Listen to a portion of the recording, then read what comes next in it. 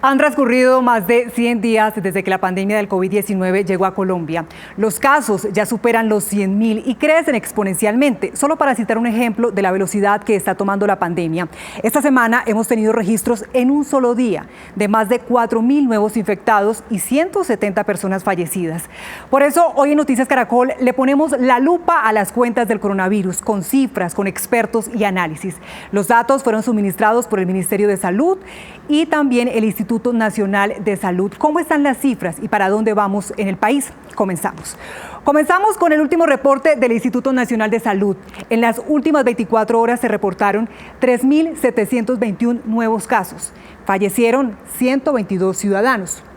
Veamos cómo está el tema por las regiones. Las regiones que hoy presentaron mayor número de casos son Bogotá, con 1.286, Barranquilla 533, Cartagena 328 y Antioquia 315. Ahora veamos la curva de contagios en los últimos 7 días. Empezamos el 29 de junio con 3.274 casos. Para el 1 de julio ya teníamos 4.163. El 3 de julio bajó a 3.395 y el 5 de julio 3.721. Ahora la curva de fallecidos en este mismo tiempo, en esta semana. El 29 de junio se reportaron 117 fallecidos. El 1 de julio 136, el 2 171, el 4 de julio 165 y hoy 122, como les acabamos de contar. Para entender lo que está pasando y qué significan estas cifras, nos acompaña el epidemiólogo e investigador Jaime Ordóñez. Doctor Jaime, bienvenido a Noticias Caracol y comienzo preguntándole por el análisis que usted hace acerca de estas cifras, lo que ha ocurrido en los últimos 7 días. Buenas noches, Daniela. Pues lo que viene ocurriendo es claro, la pandemia viene acelerando. Pues hoy digamos que un número más bajo, pero digamos que se encuentra dentro del rango normal de lo que debe estar acelerando. Entonces está acelerando tanto en términos de contagios como en términos de muertos. Podemos ver que esas cifras que usted refiere de la última semana son muy diferentes a las de la semana inmediatamente anterior y así sucesivamente. Entonces sí, se está acelerando en este momento la pandemia en el país. Bueno, vamos a detener un momento acá, doctor, porque también hemos consultado a otros expertos sobre lo que significa el aumento en las cifras de contagios y de personas fallecidas. Este es el análisis de la presidenta de la Asociación Colombiana de Virología.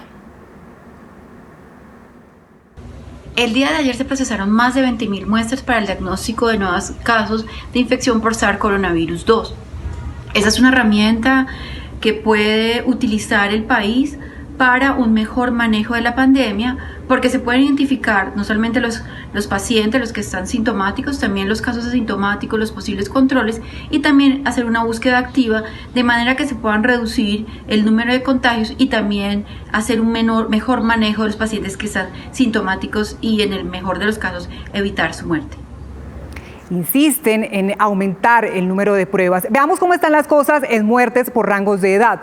Si bien la cifra más alta la presenta el rango de 70 a 79 años, le siguen los de 60 a 69 años, también los de 80 a 89 años, pues no hay que desconocer que el panorama también nos presenta cómo están los jóvenes incidiendo en estas cifras, desde los 0 meses prácticamente.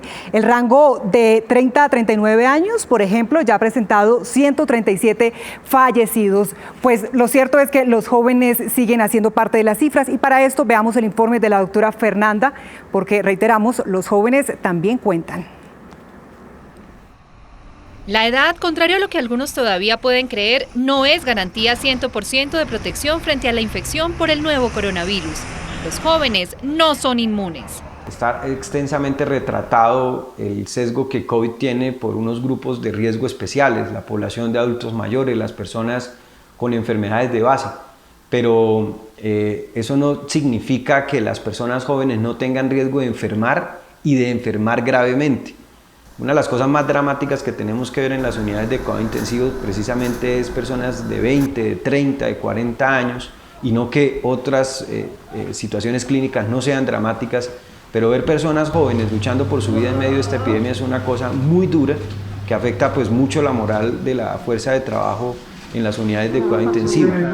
Y aunque los casos graves son mucho menores en jóvenes y dependen de múltiples factores, aún no hay forma de saber a ciencia cierta quién va a ser el que se agrave o no.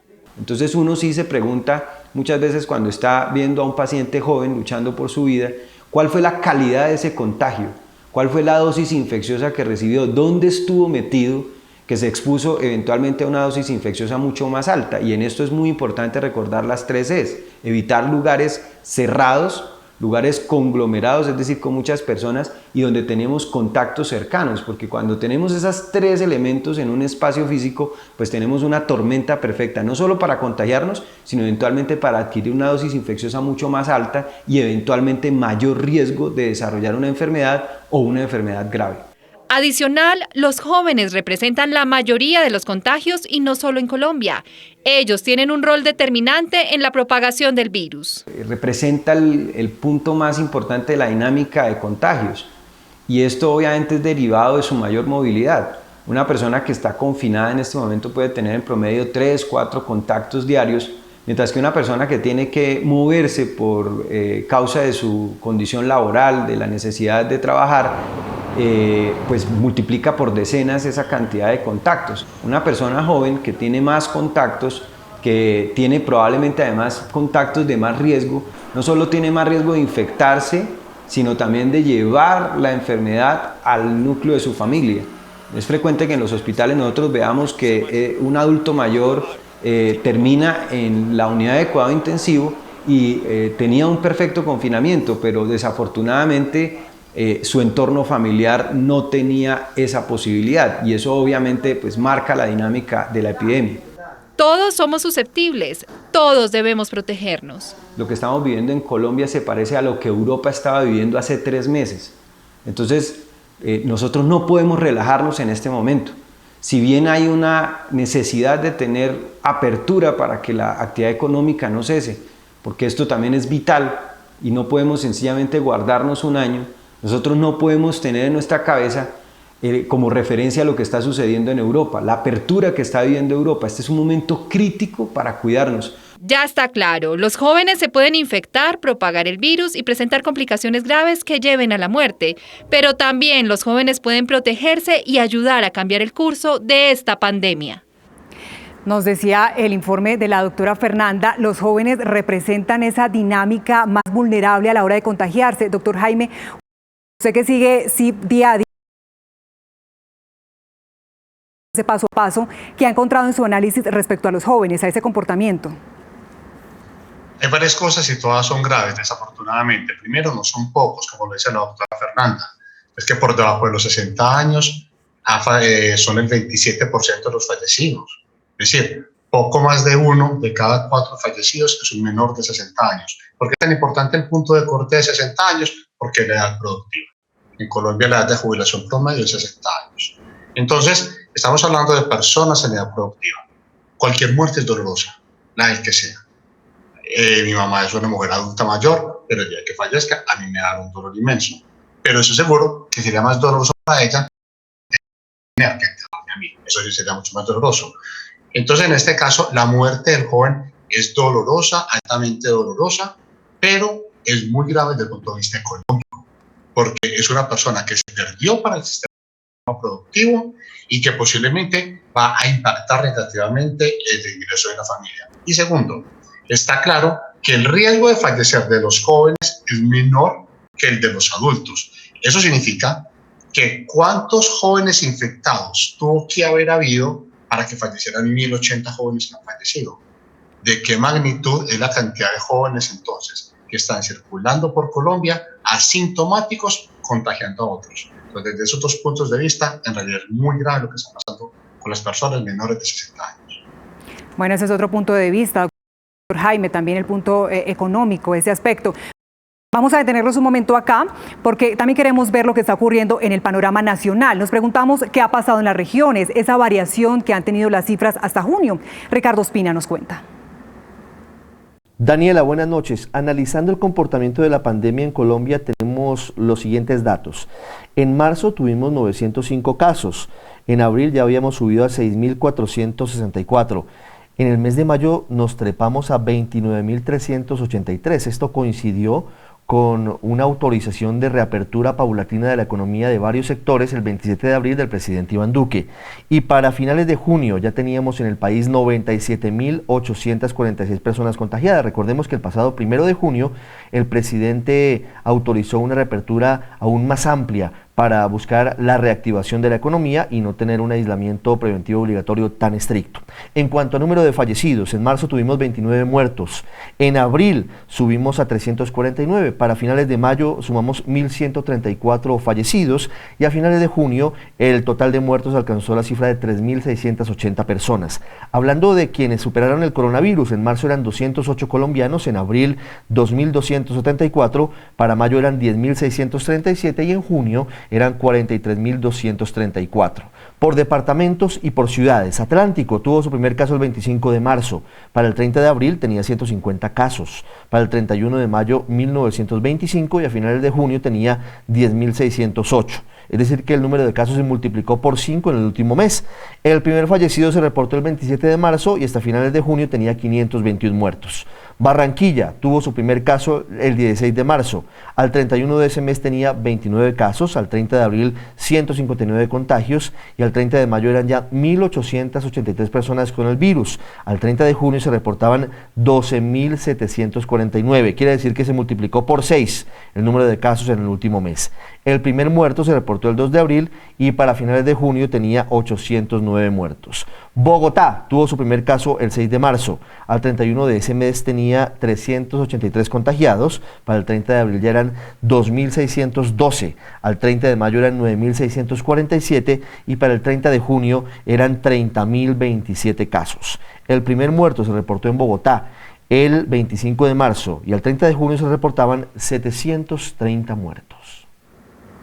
Gracias, Ricardo. Pues surgen muchas preguntas después de estas cifras que nos acaba de presentar.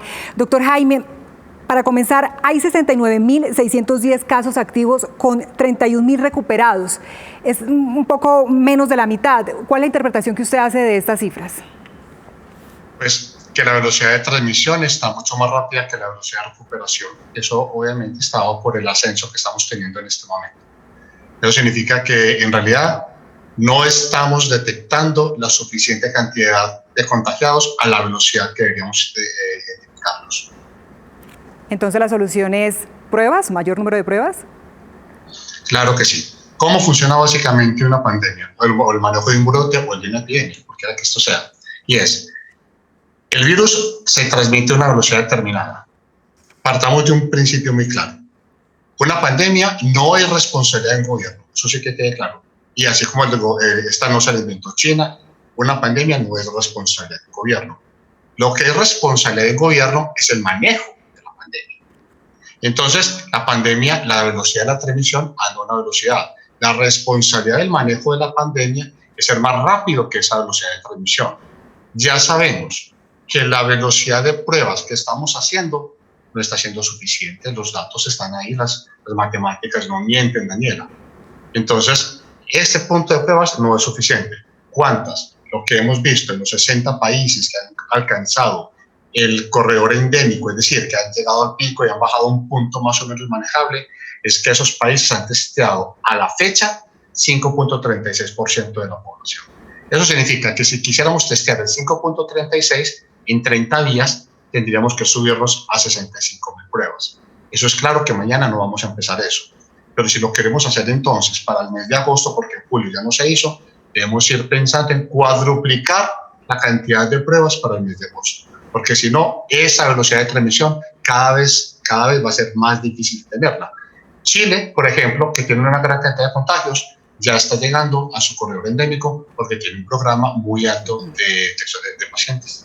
Y en eso ya veíamos hace un instante, otros expertos también coinciden en la necesidad de aumentar el número de pruebas para frenar esa velocidad de contagio. Doctor Jaime, pero vamos a pasar a los recuperados. En febrero, por ejemplo, bueno, en febrero por supuesto no se registraron. En marzo, 207 recuperados reportó el país. Abril, 2.064. Mayo, 8.376. Y en junio creció la cifra a 31.425. ¿Qué pasó aquí? Que había crecido el número de contagiados. Los recuperados, ¿para qué los necesitamos identificar? Pues primero porque son las buenas noticias, pero lo que las decisiones se toman es con los casos activos acumulados. ¿Qué son los casos? ¿Cuáles son los casos activos acumulados? Es el total de pacientes que se han infectado, menos el total de pacientes que se han recuperado, menos el total de fallecidos. Es decir, los casos activos acumulados son los que están en riesgo de complicarse y morir, y también en riesgo de infectar. Ahora bien, decir aumentar el número de pruebas es muy fácil desde aquí sentado en la casa. Aquí me puede estar viendo una directiva de una EPS diciendo, claro, es que por eso es muy fácil. Partamos de esto. Las EPS han hecho su mayor esfuerzo, han hecho su máximo esfuerzo tratando de hacer esto, de manejarlo bien, y lo han hecho hasta donde les da el músculo financiero. Porque sé que también hay una situación. El año pasado se hizo un cambio en la norma, se le puso un techo al dinero que se le entrega al asegurador y él no se puede mover de ahí. Entonces, ¿qué hace el asegurador? Le toca movilizar recursos de otras partes para poder invertirlos acá. Y no solo recursos económicos, recurso humano. Porque para que la gente quede hospitalizada en casa se necesita recurso humano para hacer seguimiento. Y en este momento el asegurador está al tope. Es decir, esas pruebas que trajo el gobierno las trajo, eso era centralizada, pero se las descuenta al asegurador cada vez que le va a dar su PC. En este momento, esos planes masivos deben partir en realidad del gobierno central, porque es que ¿quién va a tener el músculo financiero para cuadruplicar el número de pruebas si no es el gobierno central? Bueno, ya nos vamos a detener en ese tema de las pruebas, doctor Jaime, porque nosotros también insistimos en el autocuidado. Es por eso que la doctora Fernanda nos habla de las 3C. Buenas tardes. Este es un concepto que bien aplicado ayudaría a evitar cuarentenas, a disminuir contagios, a hacer más fácil el seguimiento de los casos, porque nos permite evaluar lugares y situaciones de alto riesgo. Así que todos debemos estar atentos para identificar esas 3C que ya está demostrado por lo que ha pasado aquí y en el mundo que son una mezcla muy peligrosa porque aumentan la probabilidad de infectarse con el nuevo coronavirus.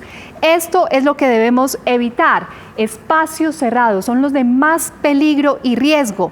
También los lugares o sitios concurridos. Y finalmente, los contactos cercanos. Si juntamos esas 3C y además no hay medidas de protección, está el terreno perfecto y de alta probabilidad para infectarse. La estrategia de las 3C de cerrado, concurrido y cercano es parte, por ejemplo, del plan aplicado por Japón para controlar al nuevo coronavirus. La primera es evitar espacios cerrados. Son aquellos que tienen poca ventilación. En nuestro país, por ejemplo, ocurre que tenemos muchos hogares en condición de hacinamiento. Y otros lugares, por ejemplo, son bares, discotecas, gimnasios, centros comerciales, inclusive el transporte público. ¿Por qué? Porque se juntan personas y algunos lugares tienen aire acondicionado en recirculación. Entonces, si yo no utilizo elementos de protección personal y no puedo garantizar ese distanciamiento, va a ser mucho más probable que yo pueda contraer la enfermedad. Encienda alarmas si además de cerrado hay mucha gente alrededor. Esta es la C de concurrido. Un espacio concurrido, como su nombre lo indica, es donde se aglomeran muchísimas personas. Estos lugares pueden producir lo que se llaman supercontagios. La Organización Mundial de la Salud y también el Centro de Control de Enfermedades han establecido que se han presentado un mayor número de brotes en espacios que son supremamente concurridos, porque es muy poco probable conservar la distancia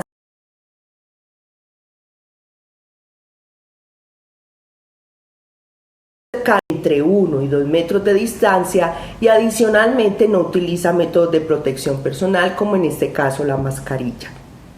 Por lo tanto, ustedes saben que la Organización Mundial de la Salud definió que esta infección respiratoria COVID-19, que produce enfermedad COVID-19, se transmite a través de unas microgotas. Por lo tanto, si yo tengo una persona que está muy cerca de mí y adicionalmente empieza a hacer cualquier tipo de modulación como hablar o cantar, la probabilidad de que esas gotas lleguen más cerca a mí es muy alta.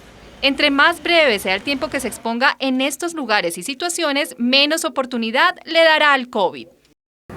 Una de las razones por las cuales se le tiene tanto temor al invierno es precisamente porque el frío y la lluvia favorecen que los espacios se cierren, que la gente se aglomere y además, repito, hay que tener muy presentes las condiciones de hacinamiento porque se convierten en un foco muy importante. Eso es explosivo, la probabilidad de transmisión es muy alta y a partir de ahí se puede extender un brote. Así que necesitamos más que responsabilidad individual, porque basta un solo infectado en estas condiciones para contagiar al resto. A seguir muy juiciosos, entonces, las 3C. Volvemos a las cifras, esta vez al número de pruebas que se han practicado en el país y su incidencia. En febrero se practicaron 601 pruebas, en marzo 17.262, en abril 86.794, mientras que en mayo ya subió a 227.160 y a junio 428.902. Esto nos genera otra duda, doctor Jaime. ¿Realmente se disparó el contagio o es porque se está aumentando el número de pruebas, pues entonces se están descubriendo esos casos? Pues son las dos cosas, Daniela. No sé si usted recuerda que Donald Trump la semana pasada le dijo al CDC que no hiciera tantas pruebas para que no hubiera tantos enfermos. Entonces, claro, el que busca encuentra. Es decir, si hacemos más pruebas vamos a encontrar más pacientes. Eso es obvio. Ahora bien, hay que aclarar esto. Los sistemas de vigilancia epidemiológica son de dos tipos, pasivos y activos. El pasivo es el usuario. Cuando no hay un problema, mantenemos un sistema de vigilancia pasivo. ¿En qué consiste? La persona enferma va y consulta, se identifica como enfermo y se busca su núcleo. Un sistema de vigilancia activo es el que debe utilizarse en una pandemia, en una epidemia. En este caso, de forma activa, se buscan asintomáticos, se buscan en la comunidad. En este momento, la mayor parte de los pacientes que se han identificado son producto de un sistema de vigilancia pasivo. Personas que van con síntomas y se busca su conglomerado, los que lo rodean, se hace lo que se llama el cerco epidemiológico. Ha funcionado, pero ha sido poco. No es suficiente, eso es claro. Si uno hace las mismas cosas una y otra vez, va a obtener los mismos resultados. Y usted lo mostró en las diferencias entre recuperados y los que aún están activos. Entonces, no solamente se trata de hacer más pruebas, sino de empezar a buscar activamente entre población asintomática. Se debe cambiar la estrategia. Pues déjeme decirle, doctor Jaime, que hay coincidencias en su explicación. Por ejemplo, veamos lo que dice la doctora Lina Triana. Ella es presidenta de la Asociación Colombiana de Sociedades Científicas. En Colombia nos están faltando definitivamente el número de pruebas. Obviamente ha aumentado significativamente desde el inicio de la pandemia. Hoy estamos hablando que hacemos más o menos 19.000 pruebas al día. Sin embargo, estamos muy por debajo de lo que dice la OMS, porque la OMS habla de hacer 1.000 pruebas por millón de habitantes. Eso quiere decir que en Colombia deberíamos estar haciendo por lo menos 48.000 pruebas al día, lo cual no estamos ni en la mitad. 7:35 p.m. Volvamos a las cifras, pero ahora, ¿cómo estamos frente a otros países en contagios por millón de habitantes? Entre 12 países, Chile lidera esta lista con 14.627 casos. Le siguen Perú, Estados Unidos, Panamá, Brasil, España, Reino Unido, y Colombia está de penúltimo con 1.874 casos. Pasemos ahora a las cifras de muertes por millón. Ahora veamos entonces cómo está Colombia. Reino Unido encabeza la lista con 646 casos de fallecidos y Colombia está en el último lugar de estos 12 países, reitero, con 66 muertes por millón. ¿Qué interpretación nos puede presentar al respecto, doctor Jaime? Vamos a separarlas. A mí, en términos generales, Daniela, no me angustia mucho el infectado. Me angustia es el muerto. Es decir, si se infecta mucha gente, pero se muere poca, como sucede en un resfriado común, eso no es angustia de ningún gobierno. Entonces, que hay muchos contagiados en Chile, sí, y también ha habido muchos muertos, pero vamos a mirar claramente esto. De esos países, Francia, de esos países, Chile, Alemania, Inglaterra, o sea, Reino Unido, Italia y España, de esos 12 países, 5 ya están en el corredor endémico, es decir, ya las cosas las tienen controladas. Y cuando usted empieza a mirar cuáles de esos países han hecho 5.36% o más, son todos esos menos Estados Unidos. El 5.36% en este momento le sirve a cualquier país menos a Estados Unidos, porque también aquí ellos no tienen el tema de la disciplina, no han colaborado obviamente con el tema de la mascarilla, arrancando por el negacionismo del presidente Trump. Entonces, cuando usted mira cuáles de esos países son los que menos pruebas han hecho, ¿cuál es el último de la cola de esos infectados? México. ¿Y cuál es el que menos pruebas ha hecho? México. ¿Cuál es el penúltimo en número de infectados? Colombia. ¿Cuál es el penúltimo que menos pruebas ha hecho de esos países? Colombia. Sigue en proporción Pues entonces claro. con las pruebas, con el número de pruebas, doctor Jaime. Pasemos ahora, ¿cómo están las cosas en infraestructura en UCIs por 100.000 habitantes? Mientras Estados Unidos tiene 34.7, Alemania 33, Brasil 17, Colombia presenta 13.3, está en el cuarto lugar de estos mismos 12 países. ¿Esto es positivo o es negativo, doctor Jaime? Pues partamos del hecho de que uno siempre va a querer tener más, ¿cierto? Ahora bien, ¿hasta dónde pueden estirarse los UCIs? Vean que se hizo un gran esfuerzo para traer ventiladores, pero se pueden traer cuantos ventiladores quiera, que no es fácil conseguirlos. Pero lo que es muy difícil conseguir es intensivistas. En términos generales, Daniela, un intensivista suele atender 10 pacientes simultáneamente. Eso significa que en 24 horas son 4 intensivistas por turno, entonces serían 4 intensivistas para 10 pacientes. Pero bueno, suponga, esto es como un manejo de guerra, que fue lo que hizo Nueva York. Entonces, vamos a aumentar el tamaño de camas por intensivista y que un intensivista apoyado por colegas más o menos afines, como pueden ser urgentólogos o anestesiólogos, pueda cubrir 20 camas de UCI y para un solo intensivista apoyado por otros expertos. Pero significa que entonces si el anestesiólogo lo va a apoyar, hay que empezar a cancelar cirugías. Entonces vea que hay que ir quitando recursos de otra parte, pero puede tener 20. O sea que como son 4, claro, sería un intensivista por cada 5 camas. 13.3 por 100.000 habitantes. A mí en mis cuentas de Malcuero me da más o menos 6.767 camas de UCI. Sí. Eso significaría que si dimos por 5, necesitamos más o menos 1.300 y pico internistas. La importancia del capital humano, doctor, no solamente la infraestructura, sino también quienes van a operarla. Respecto a las UCI, precisamente, también consultamos a otros especialistas, quienes aseguran que la infraestructura de laboratorios en el país aún es insuficiente para procesar el número mayor de pruebas diarias. Colombia, del 1 de junio a la fecha, ha duplicado su capacidad diaria para hacer pruebas. Sin embargo, todavía tenemos 13 departamentos del país que no tienen una capacidad autónoma y que deben seguir enviando a otros laboratorios del país, al laboratorio del Instituto Nacional de Salud, sus pruebas para detectar cómo está ese comportamiento de la curva epidemiológica. Esto retrasa, por supuesto, la toma de decisiones de las autoridades sanitarias para hacer los famosos cercos epidemiológicos, hacer los aislamientos adecuados a tiempo. 7:40 p.m, son las explicaciones de los expertos. Finalmente, doctor Jaime, ¿para dónde va Colombia? Pues en este momento estamos en un ascenso importante. Ahora bien, ¿cuánto se va a detener el ascenso? El ascenso no depende del virus. Llegar al pico no depende del virus. El virus se replica a una velocidad determinada. Llegar al ascenso depende de la velocidad con que nos adelantemos al virus. Si seguimos haciendo este número de pruebas, que están siendo pocas definitivamente, nos vamos a demorar más. ¿Hasta cuándo? Ayer dijo el gobierno, podría ser octubre, fíjese que lo van corriendo cada vez más. Pero eso depende de la velocidad con que se identifican los sanos. Si no siente, es que la verdad, el aislamiento inteligente no consiste en encerrar a muchos sanos, sino en encerrar a unos pocos enfermos. Sí. Pero hay que identificarlos. Entonces la velocidad, la longitud, cuando alcancemos el momento del pico, va a depender desde la velocidad que tengamos para hacer pruebas, de nada más. Entonces vamos al punto en que la velocidad de pruebas nos permita llegar. Doctor Jaime, ya para cerrar, discúlpeme, ya para cerrar, y me parece muy importante que toquemos este tema. El gobierno ha dicho que el pico se daría en septiembre. ¿Usted coincide? Como te digo, Daniela, el pico va a depender de la velocidad con que hagamos las pruebas. Para poder llegar a ese número de pruebas, a esta velocidad que estamos haciendo, las alcanzaríamos en octubre, pero un agravante. Y a mí, ¿quién me asegura que eso es bajo el supuesto que no me cambie ningún parámetro?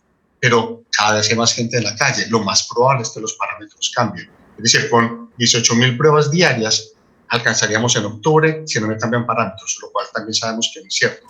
Por eso yo le decía, si se pretende hacer en agosto, hay que cuadruplicar ese número de pruebas. Es decir, estar siquiera en 80.000 pruebas diarias a partir de agosto para poder cortar eso en un mes. De lo contrario, pues yo creo, Daniela, que el Halloween se va cancelando. Yo ya le dije al hijo mío que lo fuéramos cancelando. Nos deja preocupados, doctor Jaime. Muchas gracias por acompañarnos en Noticias Caracol. Muchas gracias, Daniel, a ustedes por la invitación, por la deferencia que siempre tienen conmigo. Una feliz noche.